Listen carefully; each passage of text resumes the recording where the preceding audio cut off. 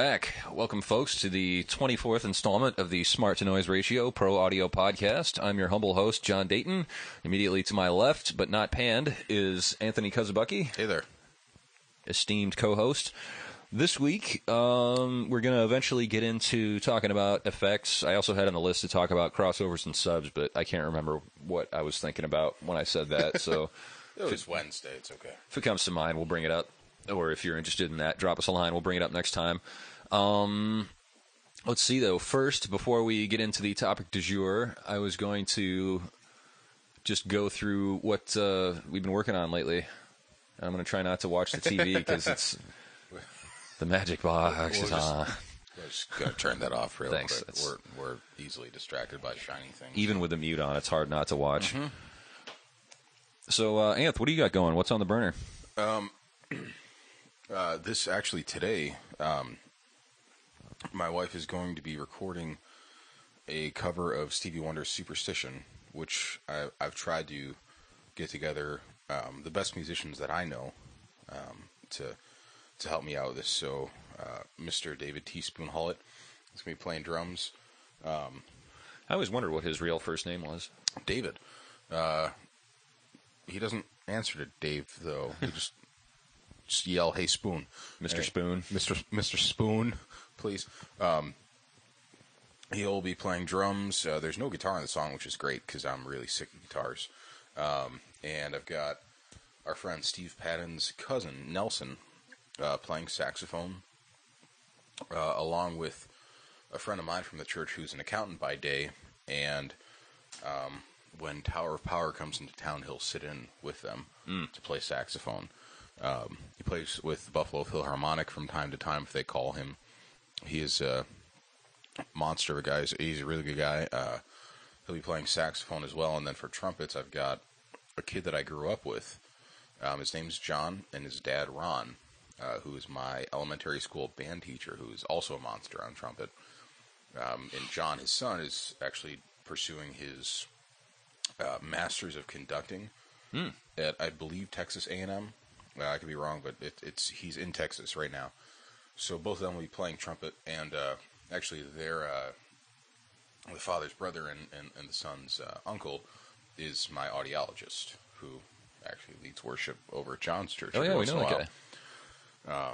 So they'll be playing horns, and I am 100% the weakest link in the chain playing bass on this, and I don't know, I've got a couple of really, really nasty keyboard players and organ players coming in to lay some stuff down for me, but that's pretty much what I've been putting together right now, and some other drum tracking sessions I've been working on. I changed my miking technique a lot from what I usually do, so instead of, snare, top, bottom mic, kick, in, out, 2 overheads, tom mics and stuff, I switched to took my overhead mics to KSM 44s. Here come the numbers. That works. KSM 44. So I took, instead of using those for overheads, I used the Shure SM81s for overheads because I've got a short room. Put one KSM 44 out front, about 5 feet, 6 feet out in front. Set in cardioid, no roll off, nothing. Pointed down the kick drum a little bit, about the height of the drummer's head, and then took the other one and put it above his head on a 45-degree angle, pointed at the kit and set it in figure 8. Doubled the input, and then flipped the phase on one of them and hard panned them, and it opened up the room a lot. And then I borrowed our buddy Brandon's MD421 and RE20 for tom mics. I like RE20 for a tom mic. It's for a floor tom mic. It hits you right. It's like a kick drum. Mm-hmm. Other than that, that's pretty much about it. Oh, the hi-hat thing where I'll pretty much make a blanket cave for the hi-hat mic and put a AKG C451 on that, and then gaff tape a C451 onto the i5 that I use for snare on top, and don't use a bottom mic at all. But that's about it for what I've been doing. And you don't miss the hi-hat and the overheads at all? Nope. Awesome. It actually comes out crisper, clearer, and I can take it out when I don't want it. If there's an off hit, I can isolate it a little bit better, and when I want it there, I can automate it up and bring it in and throw a different reverb or delay on it and not worry too much about the bleed from the overheads. Sweet. Well, my project du jour is the movie my church is making for Christmas. We don't do a traditional Christmas pageant kind of thing with all the kids dressed up as shepherds and sheep and whatnot, wise men. Last year we tried our hand at making a movie, and it turned out pretty good, but we haven't done it for the first time. We got a lot of ideas, spent the last half of the year sort of getting ideas together. My boss wrote the script. A woman from church wrote he wrote the story, and then she wrote a script from it.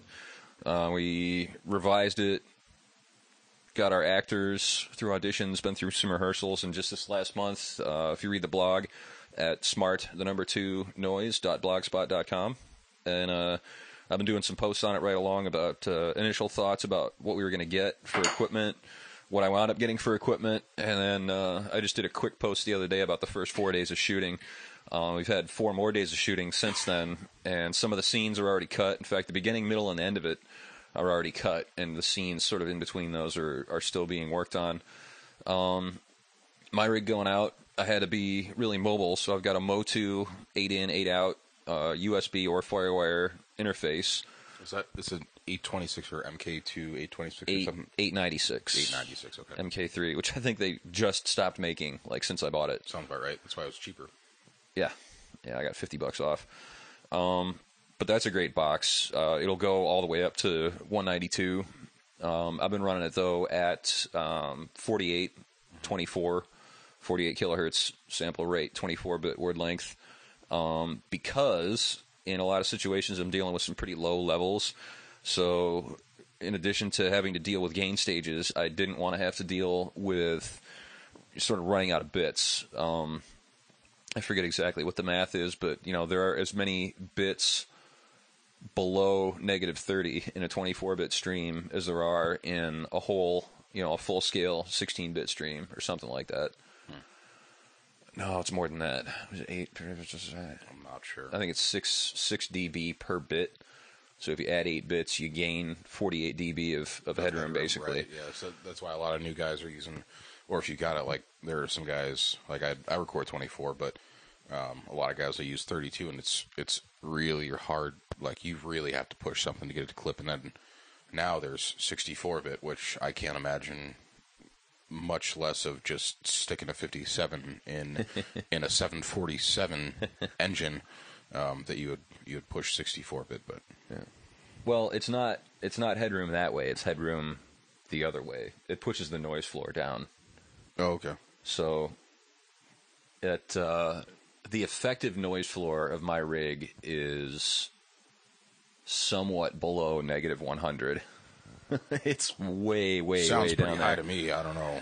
But what I get is, in my boom mic or something. Well, the rig is that I commonly go on a shoot with is I have a large diaphragm condenser that I use for room sounds, small diaphragm condenser that I sort of point at the actors, and then there's generally not more than 2 speaking parts in any scene, so they'll each wear a wireless lavalier and come back to my location. And what's great about that is, like, I ran the whole rig out of the back of my van off a power inverter at a shoot we did at an outdoor location the other day, because I knew I was going to have to move it all day to be out of the shot, but I had to stay close enough to be able to run power to it. Yeah, to pick stuff up, but there was no power in the car. Right, so I actually started out, I eventually got to where I could get an extension cord into a building and pick some stuff up.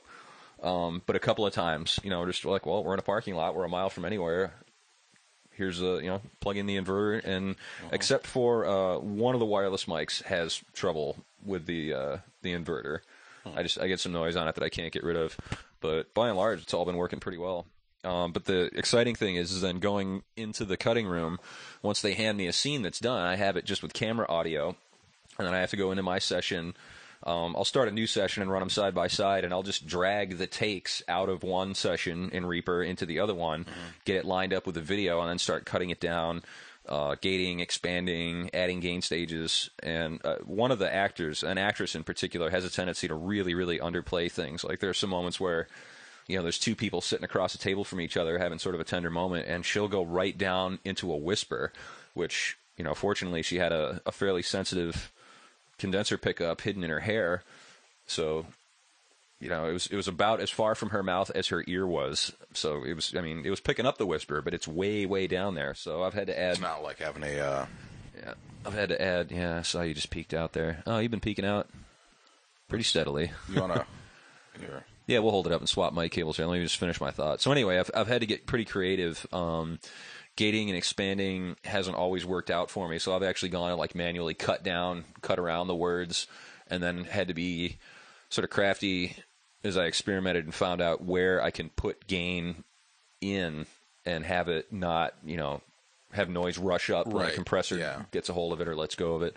So that's been challenging and interesting. And then there were a couple of scenes. There was about 90 seconds of a scene shot that there was no audio whatsoever. So I spent a whole day like recording people walking and doors closing and just sounds, suitcases rolling across a hard floor and pasting all that stuff together. So that was fun.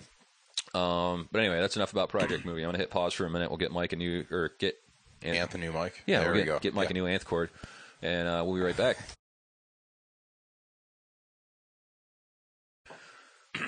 And we're back again. All right, new equipment installed, and I'm going to stop rambling about the movie. Although, if that sort of thing interests you, or if you have some knowledge about that, I'm pretty much faking it. While I did work on a project last year, it was mostly sorting out audio that other people had gotten for me, and spent a lot of time this year researching. I listened to all of the every episode of the Audio Nowcast, which is amazing. It's some really monster post-production guys from out west that do a podcast, and sort of they're actually the inspiration for us to start doing this.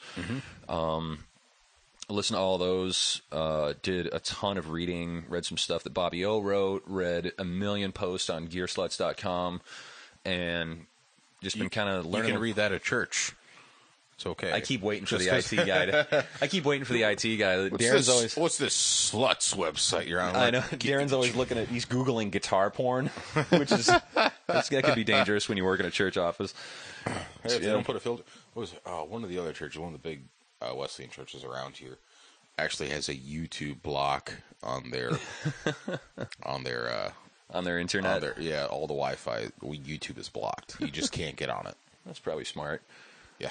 But so anyway, enough about that. The discussion we're going to have tonight is largely about effects. The idea being, I'm going to name an effect, and I'll talk about ways that, and this is by no means, kids, the definitive word on this. Just 2 points of view.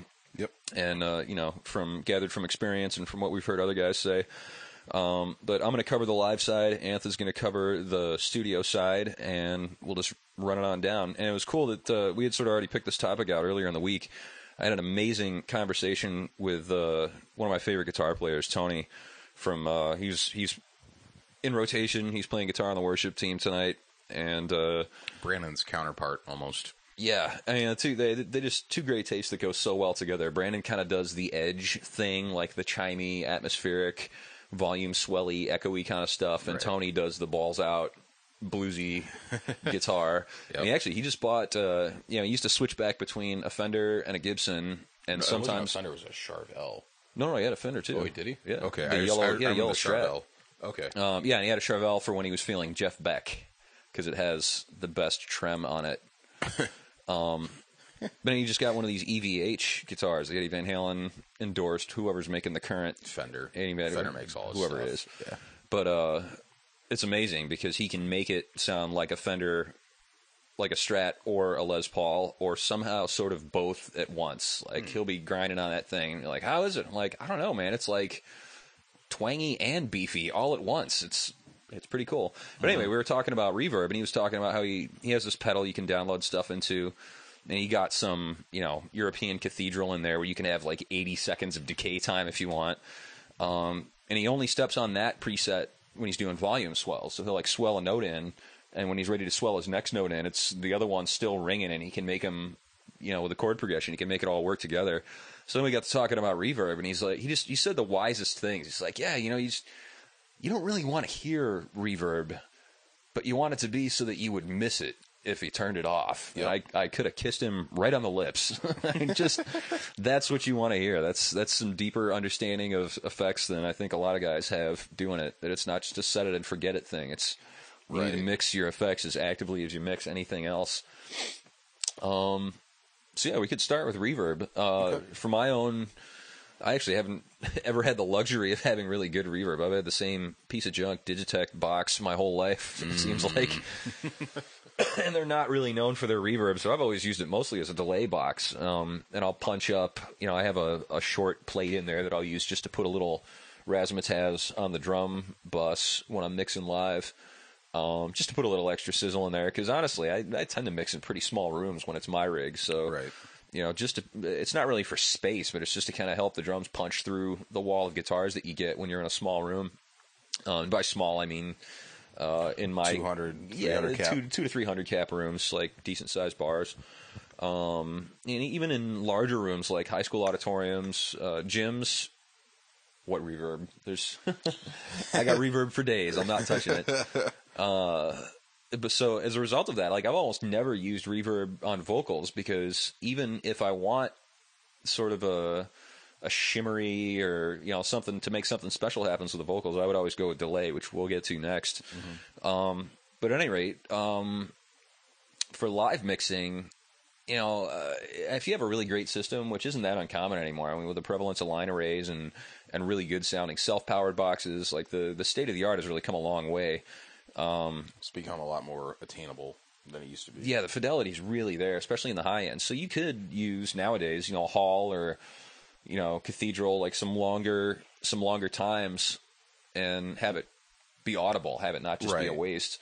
But my thing has always been, I've always gone to a plate, because I don't know what phenomenon this is, but with a plate reverb, instead of thinking of the reverb as like a wash that you're painting over stuff, it almost stands up as sort of its own thing. Like if you have 4 singers going into a plate reverb, it's not this sort of washy thing that floats over the top of them. It's like you get a 5th channel of vocals that's helping you out with the other 4. So you can, even when you really use it a lot, it's not like it just swims all over the place.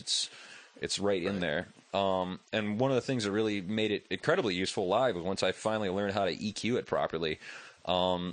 And the best way to EQ, especially reverb effects, is to do it on the way into the box. You can really only do so much with it after it's been processed. But if you take a reverb and you feed it less low end and less high end, you get something that's a lot more usable. And take a look up Bobby Ozinski. He did, within the last 6 months or so, a post. I think it was on Pro Sound Web, and it was probably also on his blog, about how to do just that. And it was encouraging to see that his answers to that question were the same as mine. That for drums you roll off a bunch of low and high. For instruments you roll off even more low and high. And for vocals, the pattern's even tighter, which is It's maybe a little bit counterintuitive, but it helps out a lot. Like there's a reason for the studio side of stuff where like your basic Pro Tools plugins and stuff. There's, even if it's a 7-band EQ, you really have 5 bands of EQ, and then you've got a high pass and low pass on each side. And I'm not a big fan of using presets for anything. Every once in a while, if I really stretch for time and stuff, I'll just throw a kick drum preset or a snare drum preset and then go back and change them later. But you don't need to have 20 to 20 response on your reverbs. If you got it on your drums, like really anything below 250 or 300 is kind of a waste. Like you're adding to that low end noise that just, it makes the whole mix sound unintelligible. I'm sorry. And anything really above 6 or 7K just kind of, it gets wispy and like I don't know. I don't like distorting the natural air sound. I guess as much. Like if you're adding to that natural air sound, then it just gets wishy-washy almost. Yep, and to me, it's a different air sound. Like normally when guys talk about air EQ, they're talking about like 14K, 16K and up, like way up at the top, where there really aren't any fundamentals coming off any of the instruments. You're talking like, but if it's not there, you miss it. Oh, you definitely miss it. But it's breaths. It's literally the air in the room, and it's cymbal crashes and things like that. Right. But I feel like for it to be really effective on drums, like for one, you need to eliminate the resonance that's going to come when like the kick and the toms and the body, the meat of the snare go into a reverb chamber. And you're really looking for the sibilance, like right about where the S's would be in a vocal, like 5 to 7K, maybe even lower than that. Like I'm kind of thinking like the essence of reverb on drums for me is between like 2.5K and 4K. Okay. and you have to be careful because if you go too hard, you're starting to mess with the intelligibility of the vocals. If it's busy, if the drums are more laid back, you can push it a little more. But the reason for EQing it ahead of time is once it goes through the process, it sort of grows and expands. Like you've got resonances being generated by this fake space, this digital space. Like Mr. Miyagi said, best block no be there. Like if you don't want 400 or 500 making your reverb all floppy and like full of resonance, it's a lot easier to chop that out before it goes to the processor than to try and take it out after the fact, because then you're dealing with all the new information that reverb has created, and it's a lot more complex than the information you gave it in the first place. Not that you can't do it. A lot of guys, if you're mixing on a smaller console, you don't really have the facilities. You don't have EQ built in on your sends. I've done it. I'm trying to think how I've done it in the past. Most typically, I'll do it in the box. Like I have a Digitech quad processor, so I set up a graphic EQ, or not a graphic, a parametric EQ in the chain internally, digitally in the box, and process out, those frequencies that I don't want, and then it passes it on to the next processor, which puts the reverb on. I've done that with my Digitech, and I started out EQing at work on my Midas, but then I found I was having better luck doing it inside the M1s. So yeah, there's that. There's not as much access to it. I can't get to it as quickly if I decide I want to change it. But I got if you got it set decent enough before, it's. And the beauty thing is, like, I don't hear it now because I've been doing it for a while. But once I went in and finally had the time to program my own preset on that M1, it's weird how it's one of those things that you never, unless you own one, you never learn how to program it because it's like because you don't need to. You got like it's full of presets. Honestly, like the presets are pretty good on that. Like if you know your way around it and stuff, like there are some pretty decent presets. But if it's or you walk into a club and the house guy already has a reverb dialed in, then he knows it's going to work pretty good in the room. And you're like, whatever. I got stuff I got to do. I'm not going to mess around with it. It's like drive racks. Like, can I touch the drive rack? No. So until you own one, you don't ever get to program one. And that's not a bad thing either. Yeah, you don't want to mess. Like, you don't want to mess. Their drive racks are just they're an overcomplicated pain in the ass, really. Yep. Like I've got the battery issue too. Unless you know about, like, if you don't have one, you don't know about the battery issue and son of a bitch. The power down issue on the drive rack PA. But we digress. Yeah, really, the real solution to that is a baseball bat. And buy Ashley stuff. And a real good pitcher, and just have them loft that thing right to you and get all office space on it. Out of it. Oh, yeah. Yeah, that's the best solution to a drive rack. All right. So, I don't know, reverb's a pretty dense topic. Let's roll on that a little more. Okay. Some other types besides plate, which I don't know, I don't want to go in and do like the full definition, but plate reverb, these came along in the 80s, and it was literally a plate, a sheet of metal, maybe about the size of a sheet of plywood in some cases, laced into a frame with a transducer, which is just the drive part of a speaker. The cone is the sheet of metal itself, and then microphones or magnetic pickups and you could move them around to tune the plate. So like depending on where that transducer and the pickup were mounted, you could get different sounds out of it. But it also has to be really well isolated because room sounds will get into it. So a separate room would be used at a studio that had one of these. And that's the simulations of plates are incredible because in the digital realm, I mean, if you want a plate that's made out of gold and is 5 atoms thick and 4 square miles, if the parameters will go that far in your box, you can make that plate and hear what it sounds like. If you have the money to make the parameters go that far is really what it is. Right. Not that you necessarily need to, but the cool thing about having plate in the digital realm is you can control them a lot more than anybody that had a real plate ever could. Right. And then there's the argument that, the digital simulations don't ever do as good a job as the old plates. That's that. Like, I feel like that's interchangeable with a real console doesn't sound as good and tape doesn't sound, or digital doesn't sound as good as a tape. But like, all right, well, you go and find out a guy that's going to cut tape for me real quick, and then you play everything perfect, and then we'll talk. Yeah. Like there are pros and cons to both. Yep. Well, that's the interesting thing about modeling. I talked about this once before that, if you want tape sound on something, like there are still people alive in the universe who know all the ins and outs of different tape medias, machines, controls, the tape heads, the setups, the balancing, the alignment. They can tell you exactly what a specific setup, like they know exactly how stuff would behave on a given setup. And that's why the simulations that are coming along are all really good, because then you can get, on a... everything on its peak day. Yeah. Type of thing. Then do things like get all the warmth out of an old Studer and then uncheck the hiss box.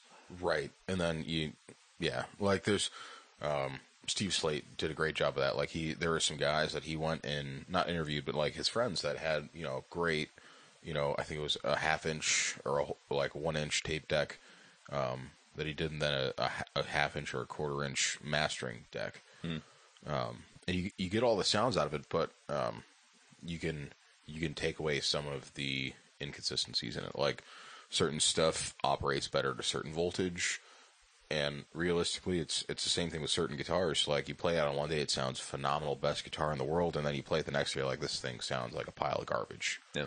So if you can alleviate the crap part of it, I guess, and only get the good part of it, then you're starting with a better product, and you don't have to come back the next day or the day after that and try and get the magic back.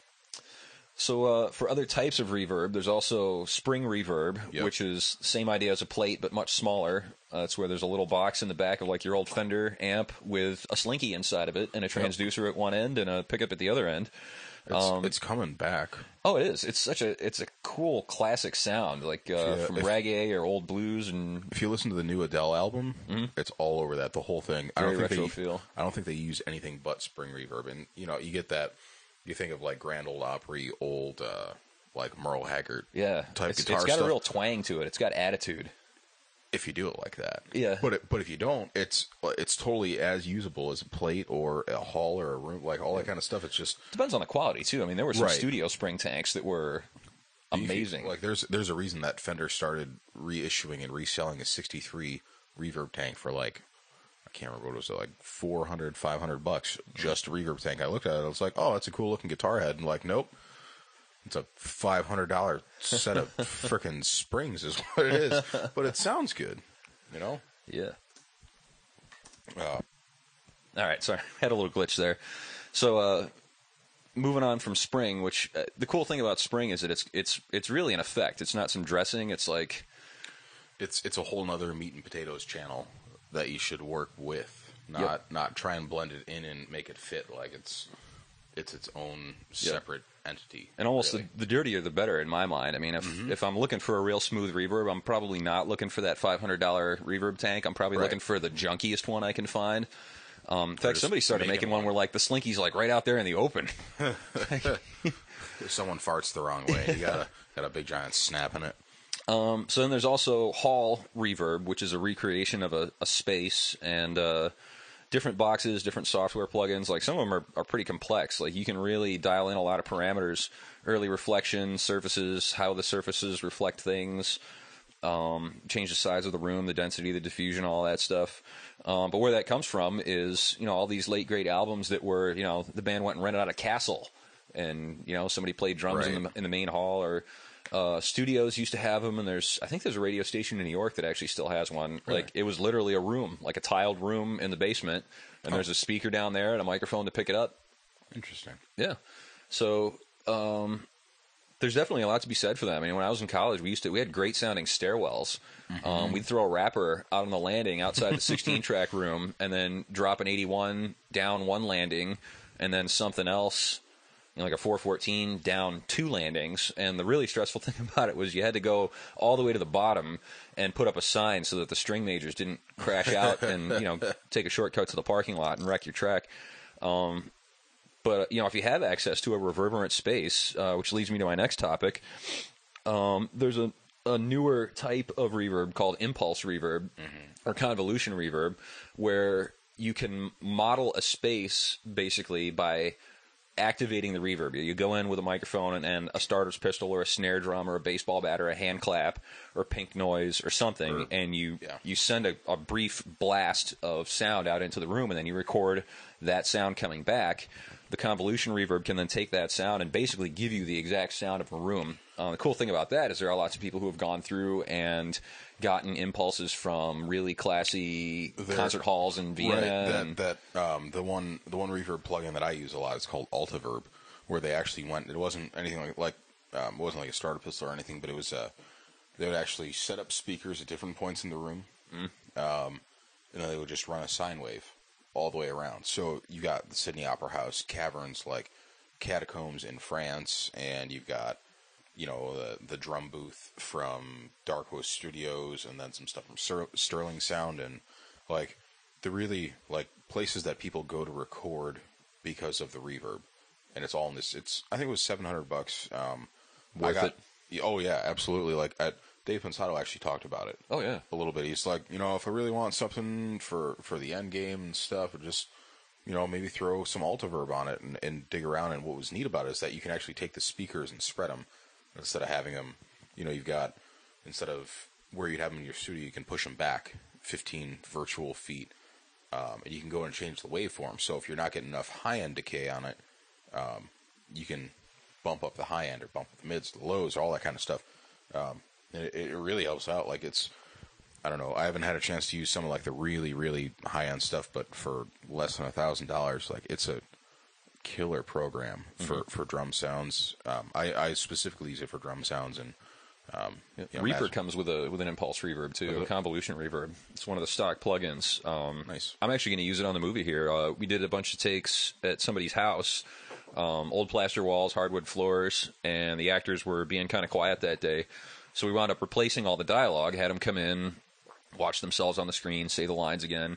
Came out great, but I'm having trouble coming up with that feel like you're in the house. So what I'm going to do is go back there at some point and, you know, just clap my hands or bang a couple blocks of wood together and just, with my little zoom, just record the sound of the room. Yeah. Then what I can do is come back, throw that into Reaper, convolve it or deconvolve it, I forget which way you say it, but I can create a custom reverb that sounds like my buddy Kevin's house. And then that's awesome. When I mix my scene, instead of having it be a little bit of the actor's voice and a lot of the room sound, I can custom tailor, you know, I can get the actors where they need to be and then just float in a little of this, you know, the exact reverb that we had that day. And not even from a technical standpoint, like from a personal standpoint, it's cool to be like, I made my own reverb for that. Mm-hmm. Like, it's just a neat thing to do. Like, yeah, it's not your space and all that stuff, but at the same time, like, you actually created the reverb that you're using on your tracks. And that, like, I don't know, that says a lot about a person from an engineering standpoint, not just like, oh yeah, I use Pro Tools Deverb on everything. Like, yeah, sweet, I made mine. Another cool way to use that sucker is recording live. That's actually the bulk of my recording experience has been, you know, either two-tracking or multi-tracking live events, typically rock events. But if I have the time and the presence of mind, I'll, you know, get a snare shot while the room's empty, and then instead of setting up room mics, I mean, I may or may not set up crowd mics depending on, you know, what kind of vibe we're going with the recording. But to make it really feel like it's in that room, I'll then deconvolve that sample and then basically run the 2-mix through it when I'm all done. Right. So that it's amazing what it'll do. I mean, you can take a perfectly dry recording that'll still have the effects that I used on it, the vocal delays, the drum reverbs, all the stuff that I was mixing on it. I'll duplicate that when I mix it down. But then to be able to literally put it back into the same space, right, be able to tailor it. So like if you're in a room that like the reverb sounds great up high, but the mids were a little weird, you can then go into that convolution reverb, tweak the EQ feeding into it so that it still feels spatially, because reverb is where the human brain really gets a sense of space from. You know, as much as, you know, if you're in a room looking around, that tells your brain, you know, what size the room is. But if you shut your eyes and listen to people talk or listen to things happening in a room, your brain is really pretty good at figuring out what size space you're in just from the audible cues. Yep. So let me see some other things. Actually, size of the room. Really, really short live room, reflective room reverbs are awesome. Some of the really bitey, skanky, edgy guitar sounds, some of my favorite stuff. This was kind of popular in the 80s too, like the cranked Marshall stack in a really small, hard room.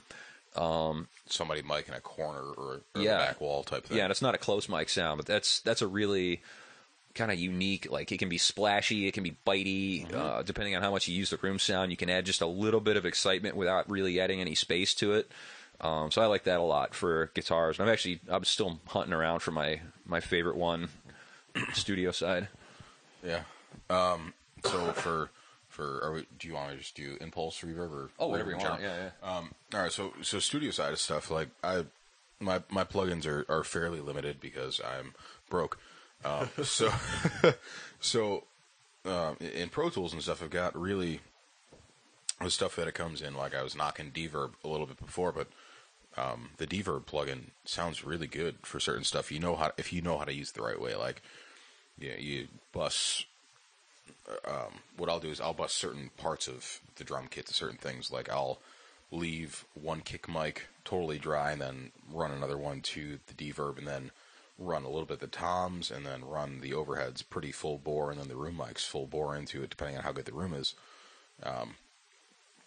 But like a lot of the problem that I've found with a few guys that I know is that they want the drums recorded as dry as possible.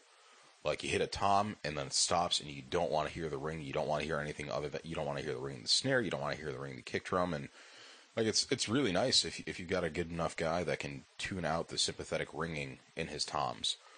So when you hit the snare drum, your toms don't ring, all that kind of stuff. But at the same time, the drum kit is an entire instrument. It's not, it's individual instruments like an orchestra. Like the orchestra, you can't go through and mic every piece out of a 200 orchestra. It's done though. It's absolutely done. But I feel like if you're using that and you're not taking the entire instrument as a whole, like the entire orchestra, you can mix every single part, and then maybe you can come out with some good stuff. But at the same time, I feel like you're losing part of the live feel and the interaction between musicians and stuff. So, if you ever have a chance to record an entire band live at the same time, reverb's a really cool thing to use to just kind of brighten it up and give your musicians a little bit almost stability and stuff. Like there are a few singers that I work with in particular that cannot stay on pitch to save their lives if there is no reverb on their vocal while they're tracking. Oh, yeah. Like that's pretty common actually. Right. I'm not against it and stuff, but what I'll usually do is take double their vocal and then run a squash track. Totally clean, and then take their normal track and then run a little bit of reverb on that. But what's kind of neat to do with vocals is to stack reverbs on top of each other instead of just using one final your end game type of reverb on something. Like take something that's shorter that just adds a little bit of fatness to it. Nothing big where you can hear you've got half a second worth of delay on that snap. But take something where it's, maybe 20 milliseconds or something like that, and give them that, and then after that, go back and not retract, but add on top of it maybe a second and a half on the squash track, and then bring that over and double that on the main track and stuff. So instead of just using one reverb, mess around with some stuff. Like there are a few guys. I think Chris Lord Algae is a really big proponent of this. Is with compressors, he likes to set compressors as low as he can, like 1.5 to 1 or 2 to 1 max. But he'll stack 6 of them on a channel. Yep. And have them kick in really early, so it's sort of always compressed. Right. So it's always compressed, but yeah, you still have a dynamic feel and stuff, and it's not for reverb at least. It doesn't just jump out and hit you in the face. Where if they hold out a big note and then you're just listening to decay and stuff. Like it's I like what you said about using your squash channel. Something I did recently at work, sort of because I was forced into it because I'm a little bit limited as to what I have for routing that's left over. Right. But my send to my vocal reverb is via a group. Anything I want to go to vocal reverb, right. I put on a group and send it to. It was actually by default sent to a compressor. Oh, okay. So just in quick, I got to make this work. I had this really compressed sound going out to the reverb and loved it because I don't have to push the reverb as much in the mix. Right, because it's sort of more there always than just on the S's and the big hits. I have this nice reverb that's kind of there all the time, and I can run it a lot lower. And it gets a little bit scary if you don't have very consistent singers if you're running reverb into a compressor. Like Yeah. that kind of like there's definitely a very not set in stone, but there's a reason that people stack things in a signal chain the way they do. Like you stack your EQ and then into your compression, or those are even Or if you interchangeable. don't, you better know why. Right, exactly. There's a reason. Like I'll spend 15, 20 minutes just restacking plugins in Pro Tools, and like, well, I definitely want the kick drum, the snare drum to hit a compressor first. I really do, because if your mic placement is right and the room is good, and you know what mics you want on that stuff, you don't really have to do a whole ton of EQing. So that's like that's my approach to it. Like if I need to EQ stuff, then I'll put that in first, and then run it into compression to take out all the you don't really need a whole ton of stuff on your ride mic below 400 hertz. Like it's unnecessary a lot of times. So take care of all that and then run it into a compressor, so you're not using the compressor to take off that super low sub bass and the super high end air stuff. You don't need it there. So you don't have to make the compressor work as hard, and then after that maybe stack another couple compressors on it and then run it into a reverb. So you're like, for studio stuff, so your CPU's not processing as much stuff that it doesn't need to, I guess. Totally. If that made sense. I don't know. Are we ready to move on to something else? Yeah. Awesome. Yeah, let's go on. Check the time here real quick. I think the next thing to cover, wow, we have less than 20 minutes left before we start running long. That's probably good. It's probably just about enough time to talk about delay. Delay is one of my favorite things to use because, to my mind, it's pretty versatile. I mean, it's not just echo or slapback. And John loves U2 so much. I really do love U2. I know. Everybody does. It's like a closet thing. As much as you say you don't like them, they did some really cool I'm a stuff. Cars fan, too. That's my guilty pleasure. I'm a closet Cars fan. At least it's not Sandy Patty. Yep. But yeah, up until recently, I would hardly ever use a vocal reverb live, just because I got enough issues. I got enough things muddying up my mix. I don't need reverb in there killing stuff too. But what you can do with a vocal delay is you can create a sense of power, and I'm not talking about using it like an overt, like hey, hey, hey, like big echo like that, but as a subtle effect. It just fattens it up a bit. Like it almost. But you can create a sense of power. Well, one, you can create a sense of space with it. Like if you do a really short slapback delay and not turn it up like a Buddy Holly record where it's really smacking you in the face. Although I do that sometimes too. If a cover band's doing a Cars tune or a Billy Idol song, you need that slapback. Or Johnny Cash. Ring of Fire does not sound right without 120 milliseconds of delay on the lead vocal pushed. So you can do that kind of stuff to sort of bring your listening audience into a certain period. Like 120 millisecond delay will immediately say Buddy Holly to a certain age of person. It'll immediately say Billy Idol or Cars to another age of person. And if they're too young, they just won't get it. It'll sound like cell phone. They just wonder what the noise is. They wonder, why does that vocal sound like it's on a bad cell phone connection? But floated in a little bit there, to the point where it's barely audible, it creates a real sense of space without muddying up the mix, because you're only hearing sort of the top end coming back in the repeats. So you can push a vocal out into a space without having to put it into a reverb. And then the next thing I like to do is with longer ones, and I hate reverb or delay units that don't have a tap tempo in. I mean, you can still do it. You just need to do the math really quick. But if it's changing every song, a tap button's kind of... Like, unless you got it programmed, like a tap button's almost necessary. You got to have it these days. Because, unless you're doing a real short delay all night just for a certain effect, a spatial effect, you really, really, really have to time it to the song. Although there's not really any limit. When I'm teaching guys to mix on my rig, I'll tell them, like, all right, it helps if you know the song. I mean, if you know what the delay sounds like. Like, if you're going to do triplets or you're going to do quarters or eighths. Quarters and eighths are typical, but like on slower songs, I'll go like quarter or eighth, and on faster songs, you can go half or sometimes even whole. But you can really create a sense of space and power is the thing. Like, that big vocal goes out and it almost comes back to you like it's echoing off the hills. And it doesn't have to be this big overt effect to it for it to do that. Like, what was that, Bowling for Soup or somebody did that song, like, don't forget the delay, hey, on the very last word, I don't know. It's like, they're saying that because everybody did it. Like, from Metallica on down through all the stupid hair bands and everybody else.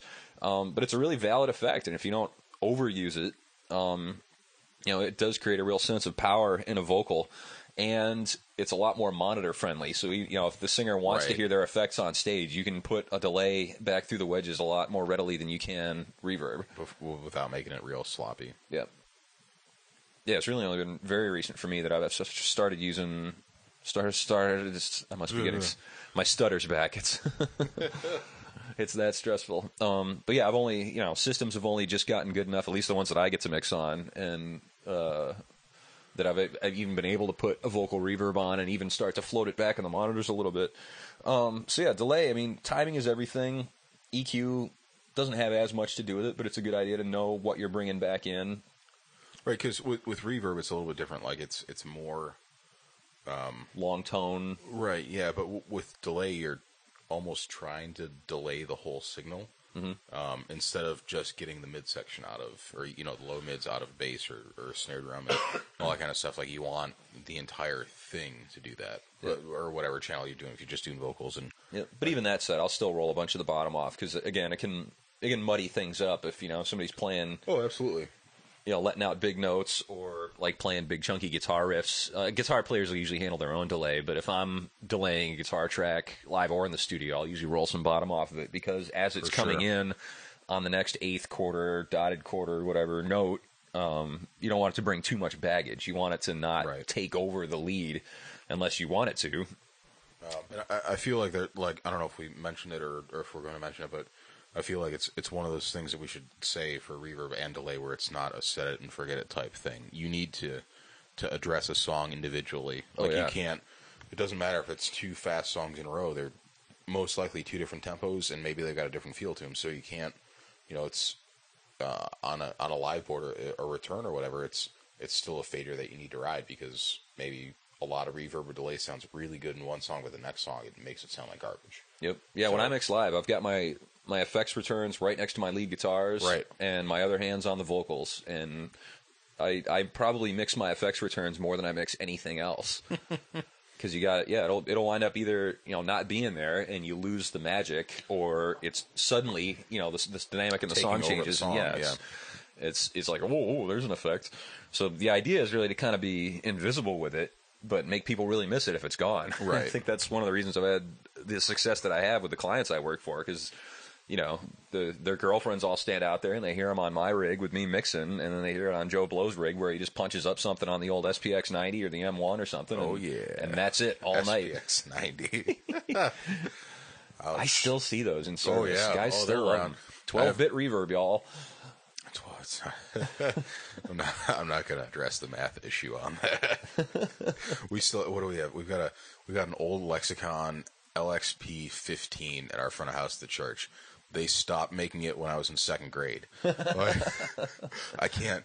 I'm sure I could find parts, but for like $400, I'm just going to buy a new M1. Yeah.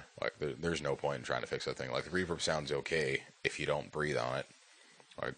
Just coming within 3 inches of the input and output knobs on that sucker just sets it off, and it sounds the encoders are wrecked. Oh god, I looked at it, I took it apart, I looked at it, I was like, nope, can't fix that. Yeah, you spin it hard to the right and it backs up one.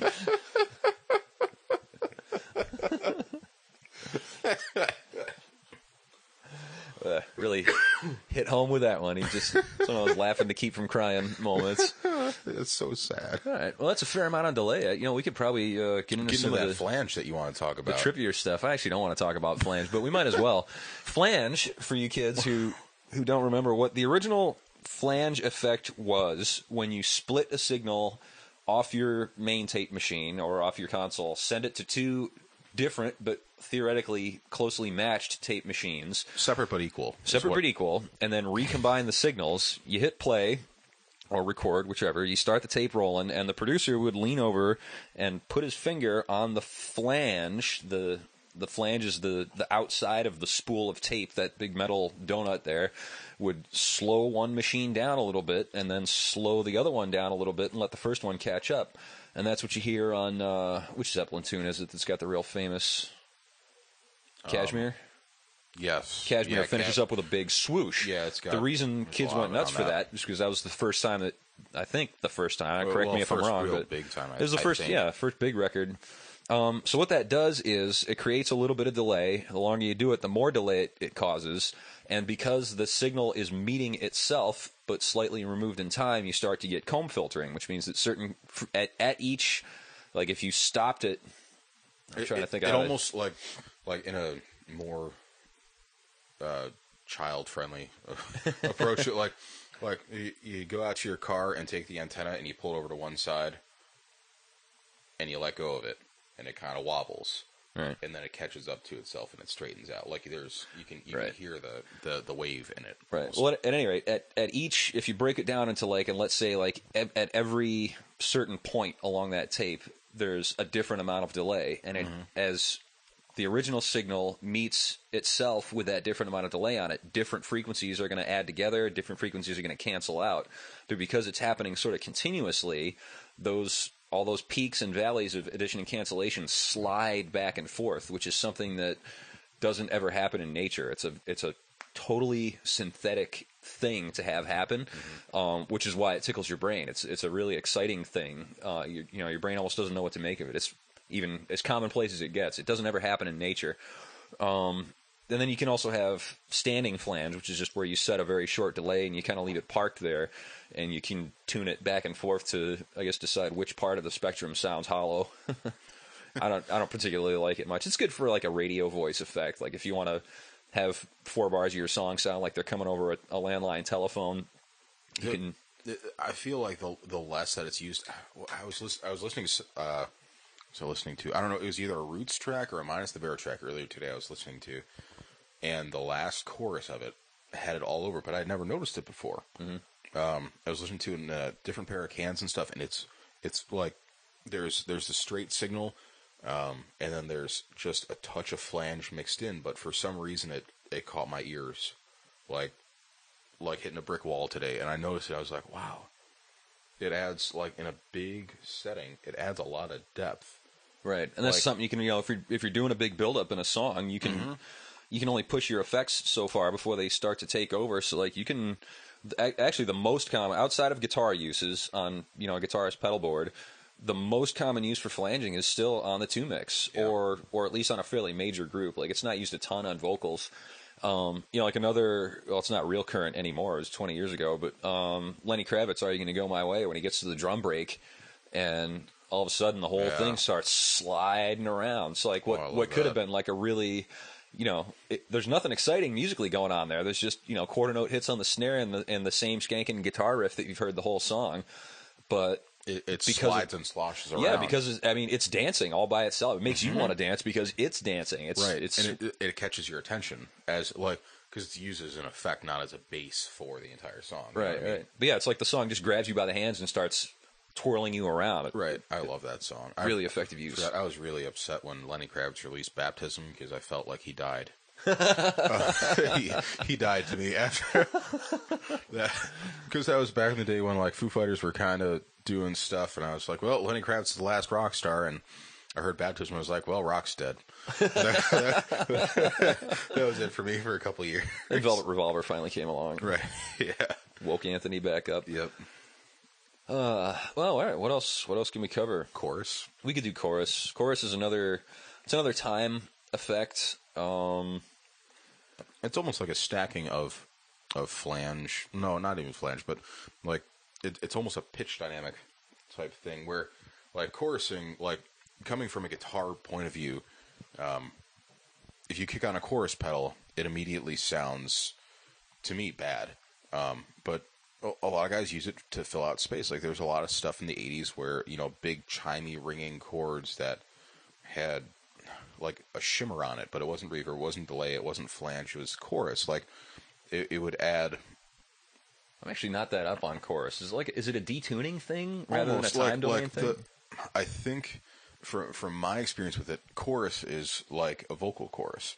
You've got a lot of. Okay, so it is a pitch thing, right?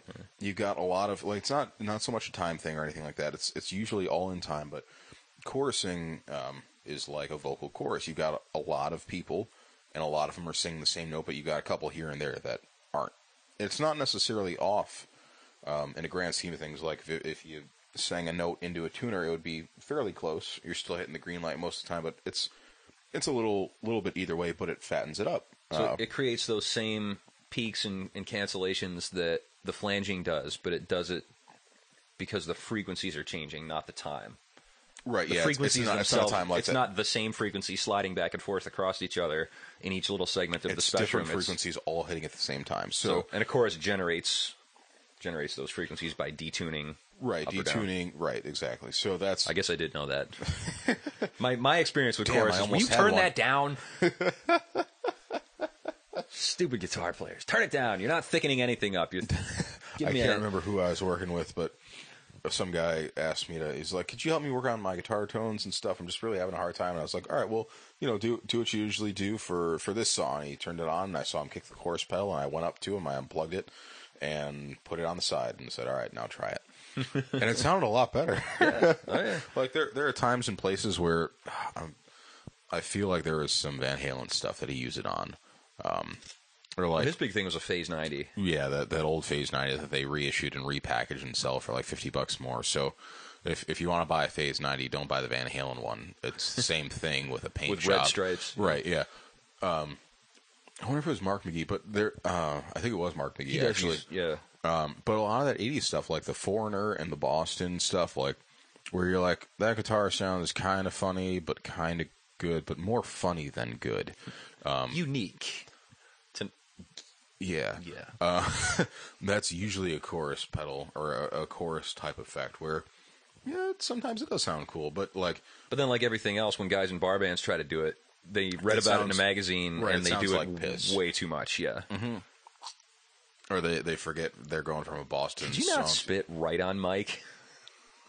I thought it was a tight pattern.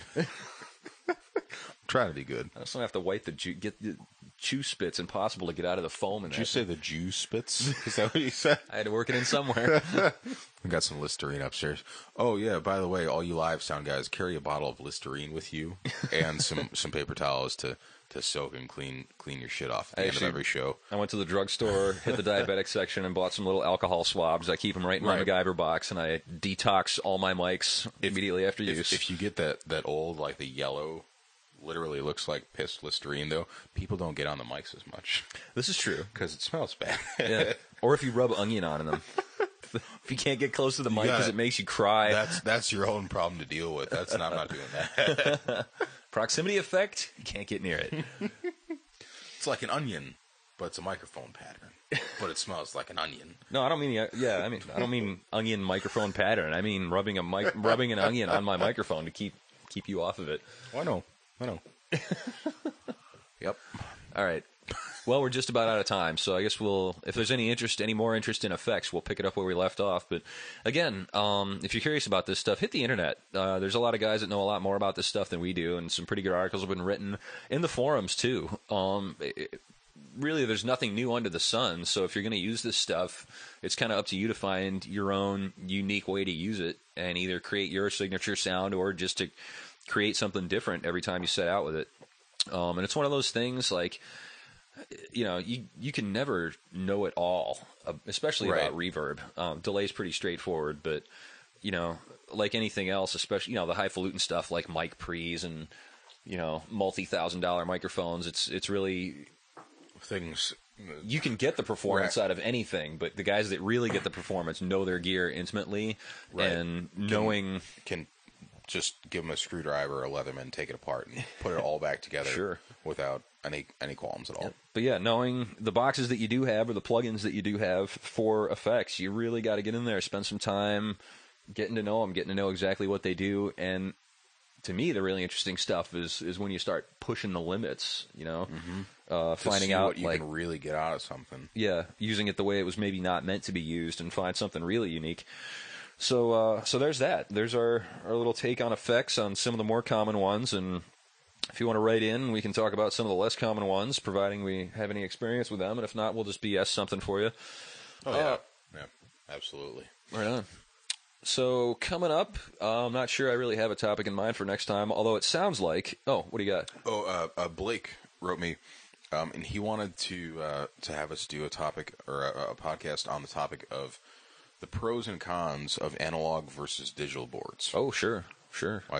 We could spend a week on that. Easily. So we both like both of them, but there are definitely some limitations to both, and some great additives to both. All right. Write that down. We'll do that next week. Yeah. I'll actually think about it some this week. All right. So, yeah, you have that to look forward to next podcast. Also, our friend Michael from Germany just told me that he finally got on Skype, and I rudely did not respond to his email because I'm not really responding to anything that's not immediately life-threatening this week because I'm still sick. It's a month, and I'm still sick. So, yeah, we're hoping to get in touch with him. We're hoping to get in touch with our friend Ika. And we're also, Carl, who, by the way, is finally getting married next week. And then he, after things settle down and he gets back from his honeymoon and stuff and gets settled into the normal mode of married bliss, we're hoping to get him back in. He says he misses us and misses all of you. Married what? Married bliss. Married what? Sorry, Mary Bliss. That's my girlfriend's name. Oh, okay. All right. He's in her too, huh? It's a family show. We just gotta. We were so close. We hit the hour mark before we really said anything awful. We managed.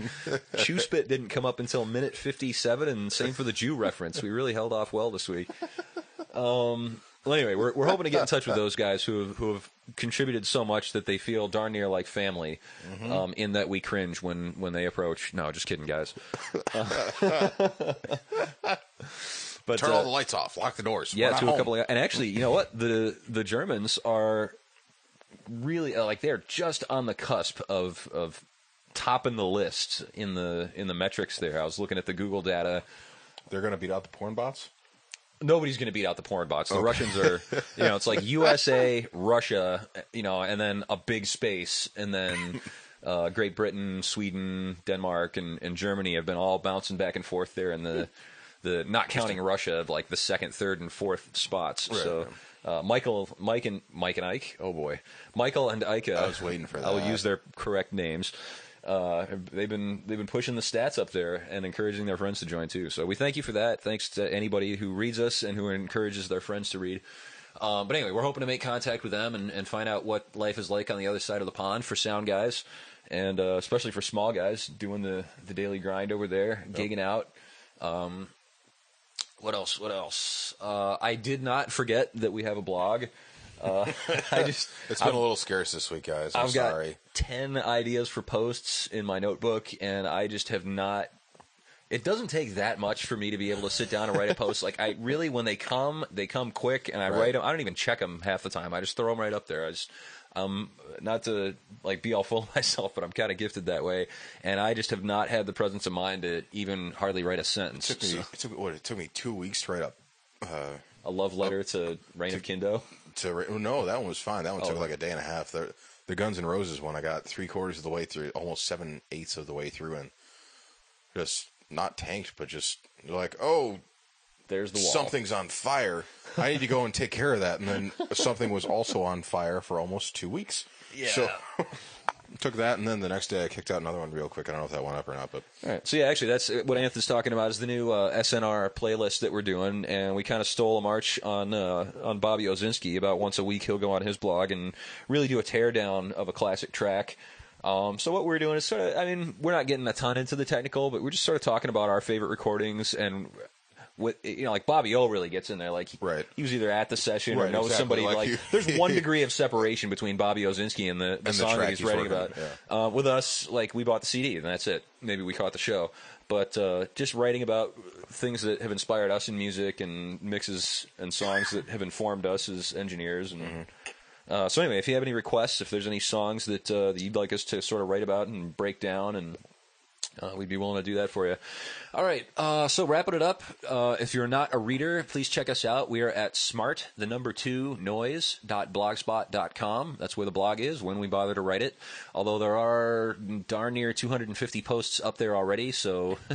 there's something that you can find out. Take a look at the back catalog. If you find something you like, drop us a line, leave a comment. We read them all. We don't always respond because of time or necessity, but we read everything that you guys write us, and we usually try to post a comment back or email you back. If you got questions too, we're not hard to find. You can find us on Facebook. You can find us on Twitter. If you click around on the blog, you can find our direct email addresses. If you got questions, we'll answer them. And don't be shy about